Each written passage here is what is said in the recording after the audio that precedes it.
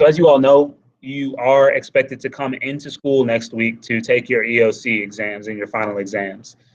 So we'll have to run through these expectations, and then you all can stop me at any time and ask questions as they come to you, or you can wait until the end if you have any questions. So in this talk, I'm going to quickly go over how final exams will be administered here, what the testing schedule is, relevant testing policies, and testing preparation.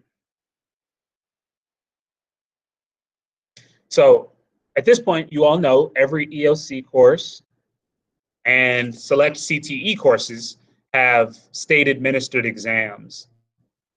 All non-state tests have been canceled for this semester. So this means that courses that typically would have had a teacher-made final are no longer being administered this year. However, EOC and CTE courses are still being administered. They are made by the state, and every student enrolled in a biology course, for example, or in a specific CTE course, every student enrolled in those courses throughout the state is required this year and all years to take these EOC exams. They have a set date on which they are given, and they are given based on the block in which the student is enrolled in the class. This year they begin on December 15th, which is next Tuesday, and they will end on December 21st, which is 2 weeks from today. Only students who are scheduled to take an EOC or a CTE exam will be administered or will be permitted on campus that day. So you can't just show up because you have nothing else to do. Keep in mind that this Friday is the last day of live classes for us. After that, next week, we will be solely focused on exams. And you all ideally should also be focused on getting work turned in so that your grades can be where you'd like them to be. I have a question when you finish talking about this. Okay. And as soon as the students are completed with the exam, as soon as all students have completed the exam, they will be dismissed from campus. All right. So on test day, there will be fewer than 13 students, so no more than 12 students in a room at a time. And there will also be a test administrator and a proctor.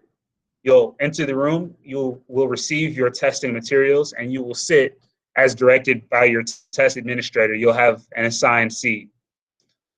You will receive a Chromebook. Do not hit any buttons until you're told to do so. This will all, of course, be explained again on the test day. You'll receive a sheet of scratch paper. There will also be graph paper given to you if you're taking a math test, so that won't apply to this class. You should bring your own pencils. So in the past, we have been able to administer pencils, and then we collect them at the end. Obviously, in the middle of a pandemic, that's not feasible.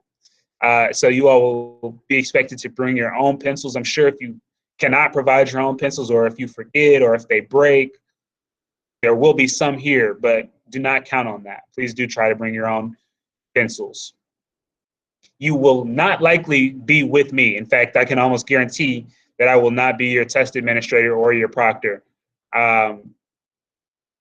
Testing for this class will be done in the 800 building.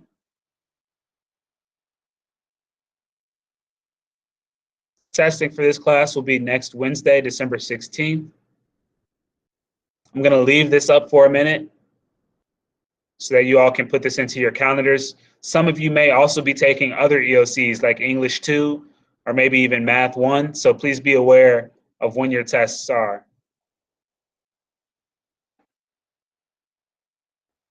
Hey, Mr. Wright. Yes. Did you know that I have like did she email you? I have to leave at 10:45. Okay. Like my first period teacher, I have a test in her class. Okay. Thank you. You can email her. It's Miss Presley.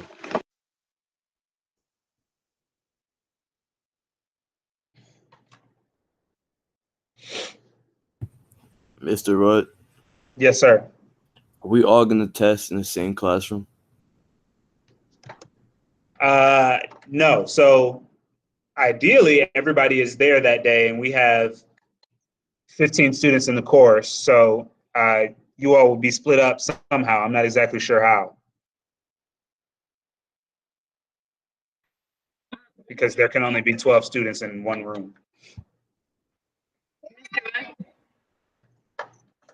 Yes, Ayana?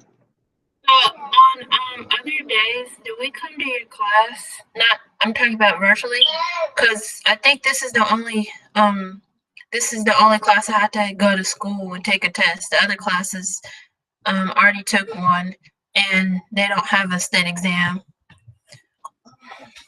So what is your question? Can you repeat it one more time? My question is, do we still have to come to online class here? Not on our testing day? No, so this Friday will be the last day that we meet at this link. Next week, I will have to be administering other exams, so I won't be available to, be here on Google Meet with you all. So basically, after today, not after today, after Friday, we don't come to your class anymore, and then after next week, we can go on break. Essentially, so is this your only, for example, I'll just use you as an example because you've asked the question. Is this your only ELC exam? Yes. Okay, so this Friday will be your last time, and not only in this class, but for all of your classes having to meet on, in a live session, whether that be on Google Meet or on Zoom. Then you will come next Wednesday, December 16th, to take your ELC for this class. But on Monday, Tuesday, Thursday, and Friday, you cannot come to school. You will not be allowed on campus. And on those days, you will also not have to attend classes like you would normally.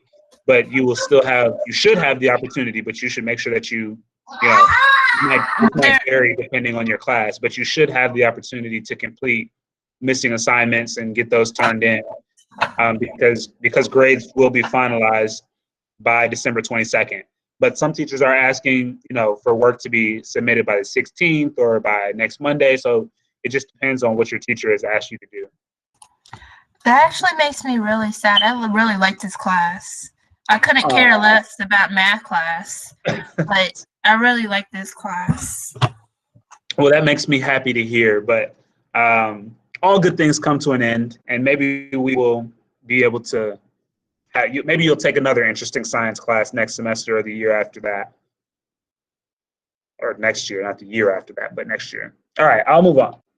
Hopefully if there is any confusion about that was a good question. I do want to make sure that you guys know you literally cannot come to campus unless you are scheduled to take an EOC. So for those of you who, might not have anything else to do or you just want to chill, you don't have to go home, but you can't be on campus. Okay. So the state tests require you to use a CMS Chromebook, a CMS issued Chromebook. So you have to bring your Chromebook with you to campus when you're taking these state tests. If you know that you have not been using a Chromebook, you need to come get one before these tests begin. You can come to the school any day this week between 7:30 a.m. and 2:45 and 3 o'clock p.m. to pick up a Chromebook. What does it say? State testing days are early release days, so we should be done no later than 12:15. Of course, we have to wait until all students are done testing in the building, and then students will be dismissed. So inevitably, that means that a large portion of the school will be waiting because it always ends up being the case that somebody's test gets interrupted or there's an issue in one classroom and everybody else is done 30 minutes earlier. But that just is the nature of how these things go. But we'll be done no later than 12:15 every day next week. I imagine that for most of you, you'll only have to be here for one day, but there will be grab and go lunch available as well. Okay, so no personal items other than testing materials will be permitted in the testing rooms. This includes cell phones, backpacks, and blankets.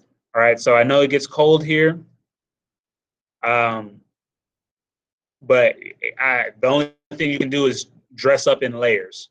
Okay, I'm sitting here right now in my classroom pretty upset because there's no real reason for me to be here, but also because it's freezing. So keep in mind that people have not been here regularly over the last 3 months. So it can get a little cold. So dress in layers. You can obviously bring your cell phone, but they will have to be turned off. We can't collect cell phones this year because, again, we are in the middle of a pandemic. But we still will have a policy that we'll need to follow in order to make sure that, you know, the test security can be maintained. Westmec will be providing scratch paper, graph paper, and pencils. But again, you should bring your own pencils. You should bring your own calculator. You can bring your own calculator. And you can also, in order to keep, you know, to store these things, you can bring your own Ziploc bag.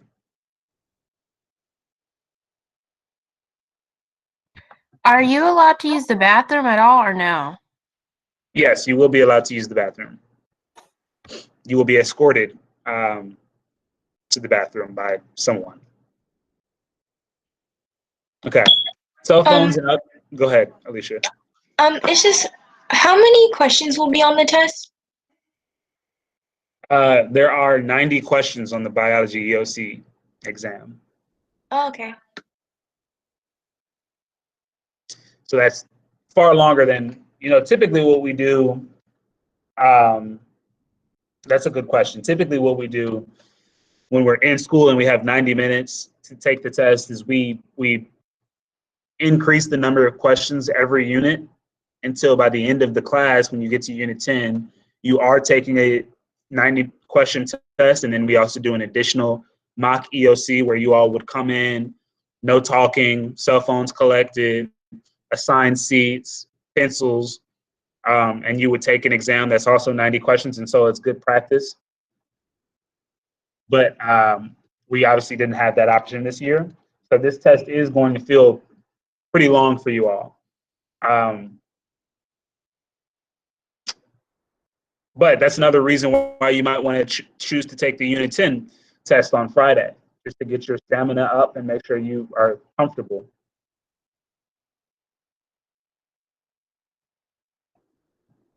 Okay, hold on. Our other class, if we didn't have a certification, if we didn't pass the certification, you would have to take 100 question EOC. Really? Yeah.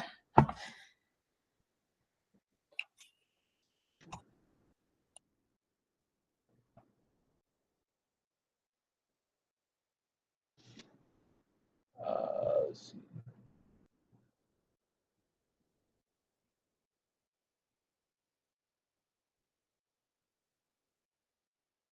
Oh, it looks like they, hold on, let me see. When was this? Oh, okay. So they've shortened it this year. So it's not 90, it's 65 questions.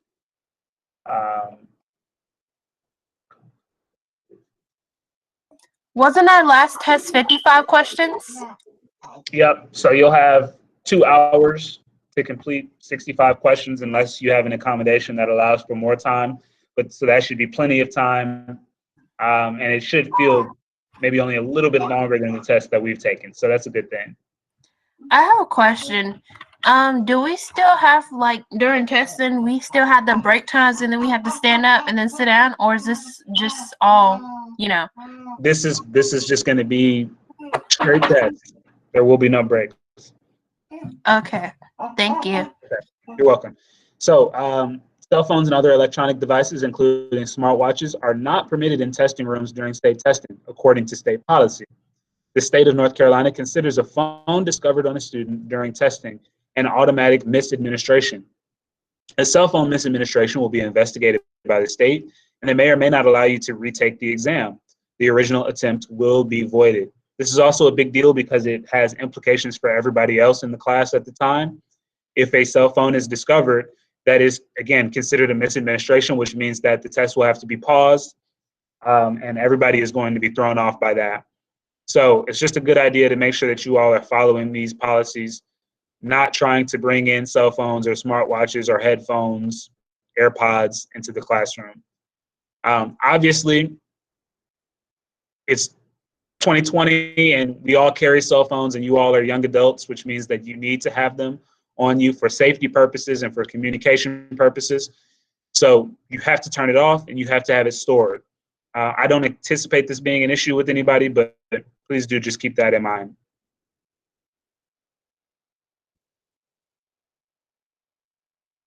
Most of us have completed the online assessment tutorial. We did that in class about 2 or 3 weeks ago. Some of you may not have been present for that. And it honestly is probably not a big deal, but I don't want to dedicate any time to doing it right now. Are there any other questions? When are they going to, my counselor hasn't replied yet, but do you have any idea when they're going to send out bus schedules and stuff like that if you can't like drive to school yourself or your parents can't drive you to school? That is another good question, and I remember you asking that last week. I don't know. Hopefully sooner rather than later. They said it would be on like tomorrow or Tuesday. Okay. Good. Thank you, Alicia. So did you hear that, Ayana? She said tomorrow, Tuesday, right? Correct. Thanks, Alicia. All right.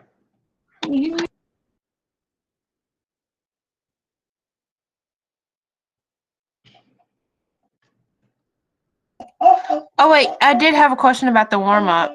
So Yes. I noticed that I think I'm not sure if I was yesterday day 1 or was yesterday day 2 because I already have day 2 done and I usually don't do work ahead of time. So Friday was day 1.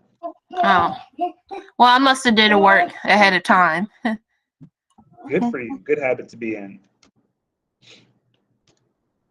All right.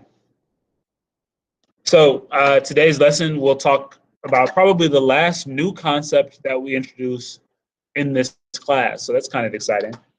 But biologists will be able to identify structural and reproductive adaptations present in prokaryotes and protists. The essential question, how are Eubacteria and Archaea different than protists?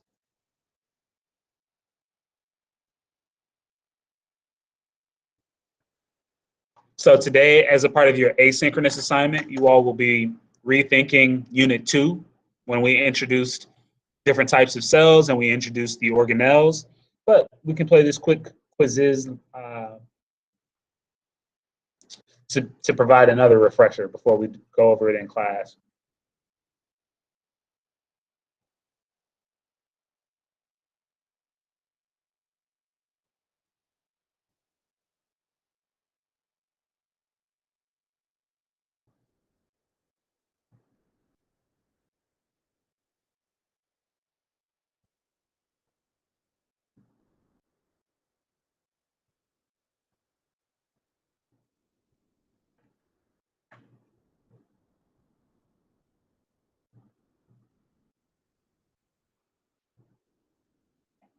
Okay, so please go to joinmyquiz.com and enter the join code 681430.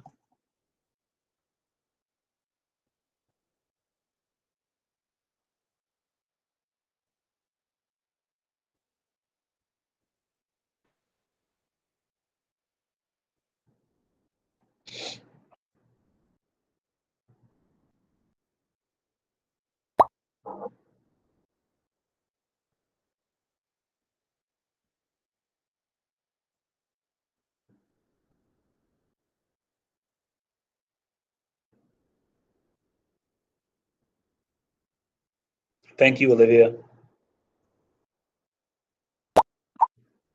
Thank you, Castro.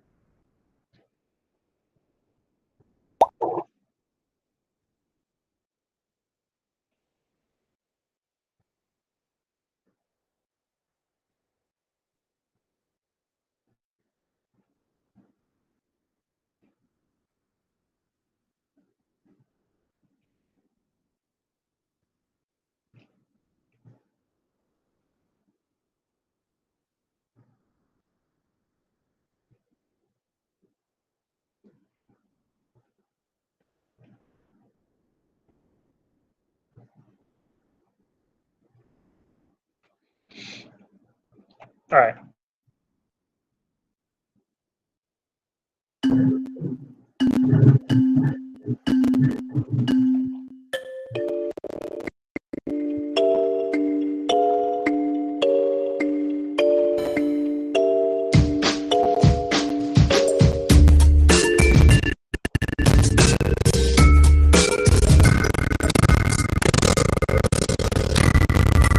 Turn that off.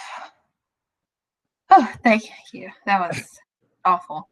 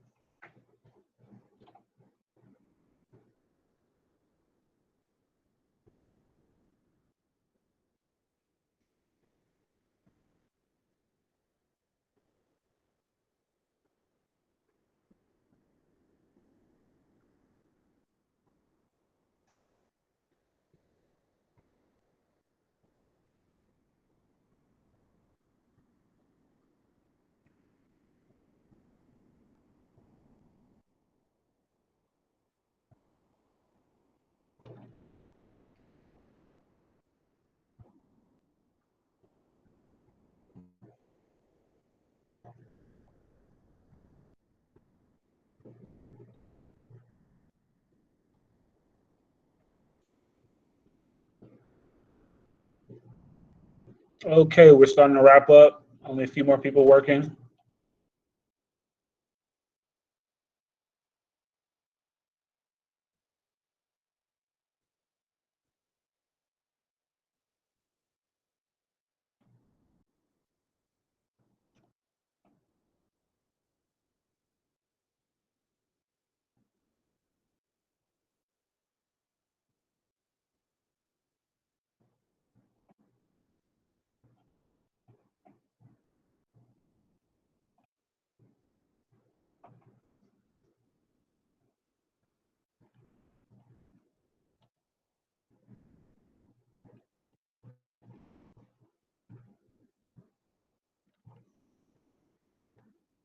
Ugh.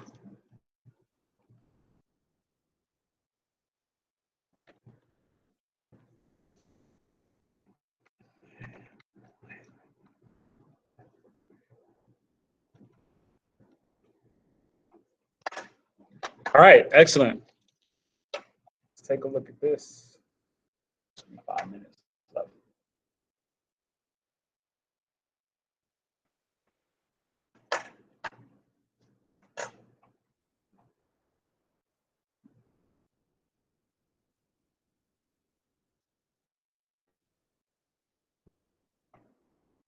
All right, so as I said, you all will have an opportunity to kind of review Unit 2 today during your asynchronous assignment, but we wanted to do this as well.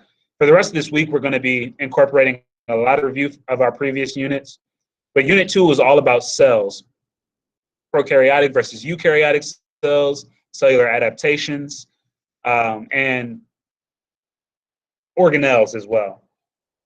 So we can look at this image of a cell, for example, and see that there's a big pink nucleus in the middle of it. That automatically indicates to us that this is an animal cell, because animal cells have nuclei. But another way we can also look, and that's not all, that would help us to know that it is a eukaryotic cell, not necessarily specifically an animal cell. In order to know if it's animal versus plant, we also have to take a look at whether or not there's a cell wall or a chloroplast. If we see either of those things, then it's a plant cell. Animal cells do not have cell walls or chloroplast. All right, so that one, I see several of you answered that it has a nucleus. That alone does not tell you that it has to be an animal cell. Plant cells also have nuclei.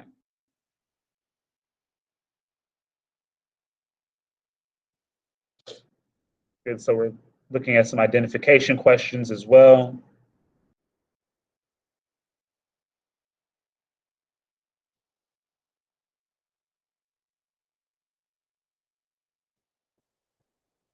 Okay, so let's go ahead and jump into this this lesson. Like I said, there's not too much that we need to go over. There won't be too much note taking.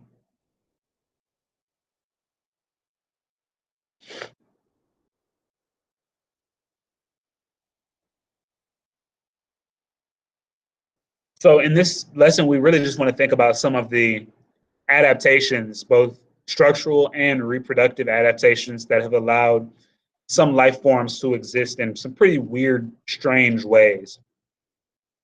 The first is the kingdom Eubacteria, and this is the most simple organism that we are currently aware of. They are freestanding unicellular organisms.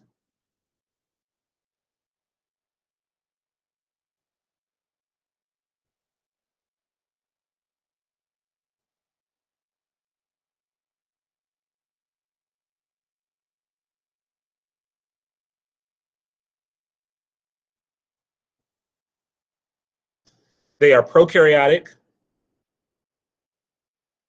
and they are mostly heterotrophs, meaning that they mostly rely on other sources for their food.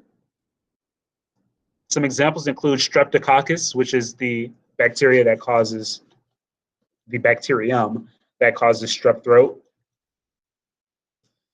E. coli, another bacterium that exists naturally inside of us, but can also be somewhat poisonous and cause some abdominal discomfort if you eat it from a contaminated food source.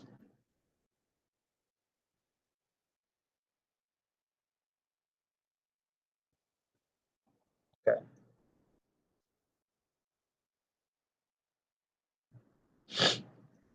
So their structural adaptations include cell walls, which of course are not very common for most eukaryotes, but these are prokaryotes. So they do have some cell walls. They also use osmosis and diffusion for transport. And as we're going to see in the two other examples we have today, eubacteria reproduce asexually. They reproduce via mitosis.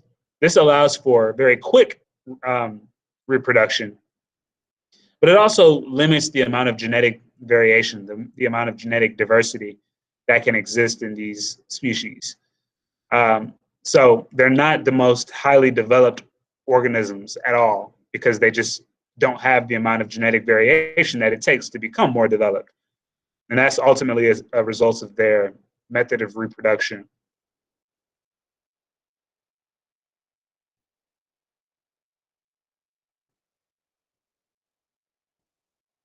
So hopefully we can identify these structures as well. We've got cytoplasm, which is this light blue background material. There's a cell membrane, which is pretty difficult to see here, but it's a very skinny layer. There are flagella. This organism has multiple flagella. It looks like it has 8 flagella, which allow for movement. And then we can see the DNA existing as chromatin. It doesn't exist in a cell, it just kind of exists inside of the organism.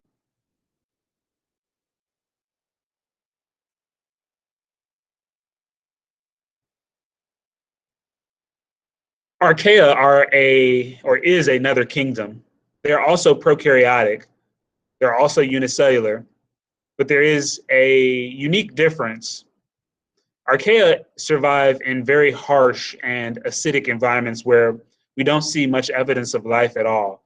So this could be in a volcanic environment. This could also be in a hot spring, and this could also be in some of the wells that exist at the bottom of the ocean where hot gases are escaping from the core of the earth. So these are pretty fascinating organisms because they don't rely as much on oxygen as most other life forms that we are aware of.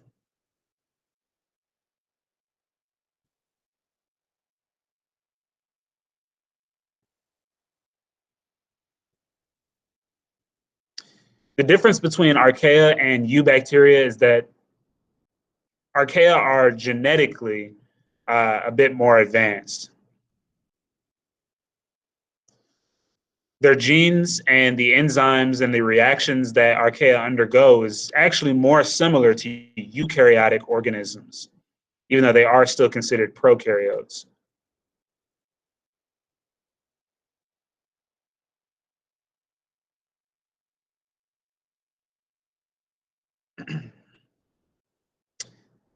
Despite this fact that they have more advanced genes or genes that mimic more sophisticated organisms, they still don't display the amount of genetic variation that we might expect, and that's largely a result of their environment.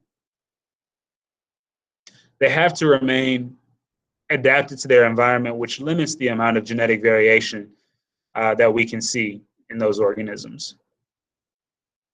They have to be comfortable in very hot or very cold environments. They have to be comfortable in environments that are basically devoid of oxygen, and environments that are extremely acidic or extremely salty. So the environment is limiting their genetic development. It's not necessarily the genes themselves. And then also, again, they reproduce asexually, which allows for quick reproduction.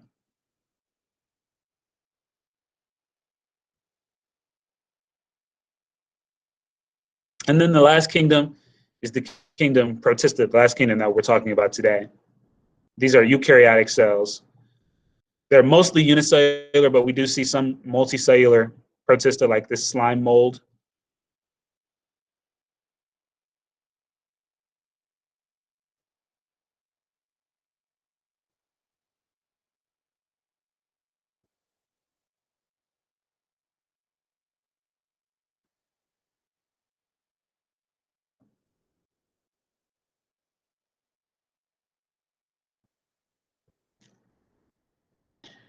Protista are fascinating because they display, depending on the species that you're discussing, they display some adaptations that are fungi-like, some that are animal-like, and some that are plant-like.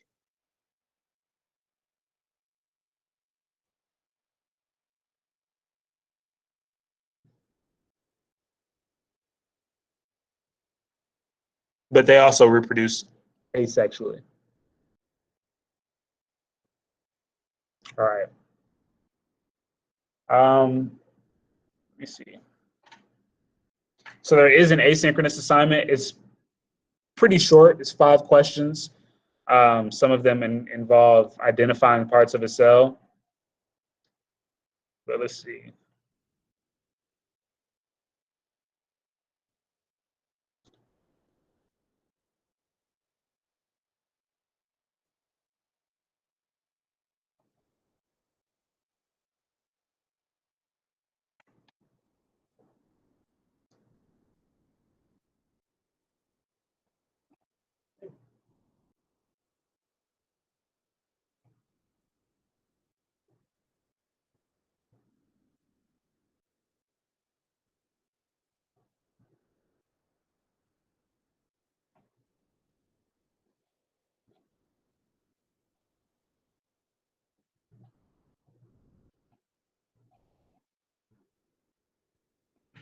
Okay. I'd rather see you guys do the asynchronous assignment than the Kahoot, especially because it's already 11:20. So we only have 15 minutes left. We can do the Kahoot again tomorrow, but I'd like to see you go ahead and knock out this asynchronous assignment. It should be called U10D2. It should be just below your warm-up or just above the exit ticket for the day as well.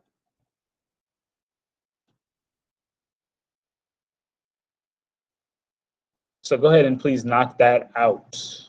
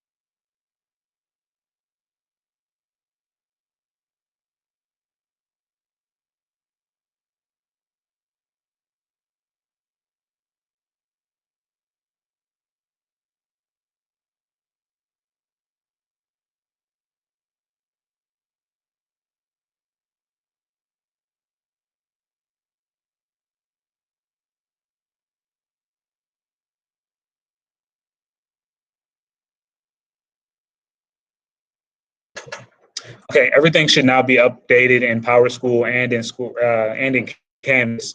So go ahead and check your grades and let me know if I'm missing anything. But some of you will notice now that the test grades are in that it might really make a lot of sense for you to try to do the Unit 10 test on Friday so you can have your other test scores replaced.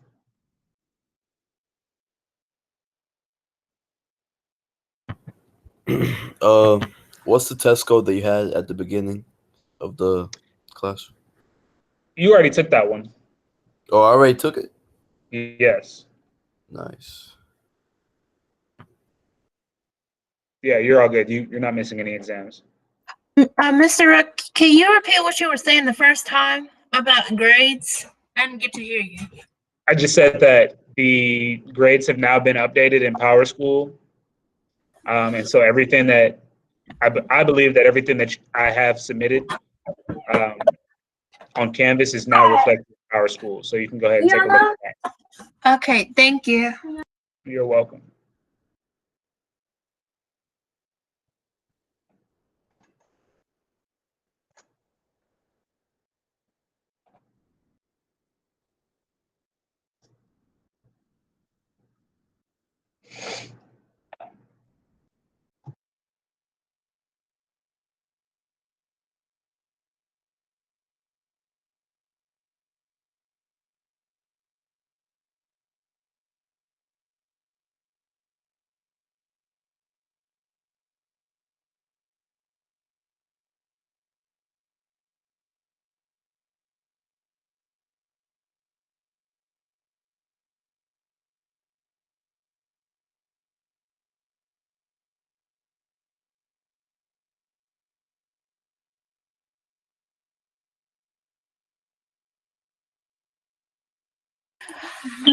Mr. Ed, I have a question.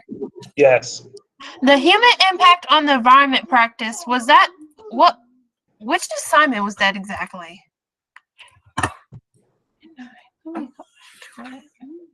It is Unit 9, Day 1. It was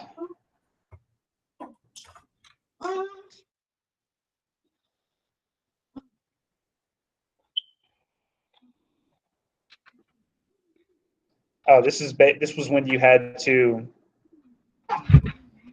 basically summarize the 7 phenomena that we talked about: pollution, global warming, invasive species, climate change, stuff like that. Summarize them and then talk about their consequences.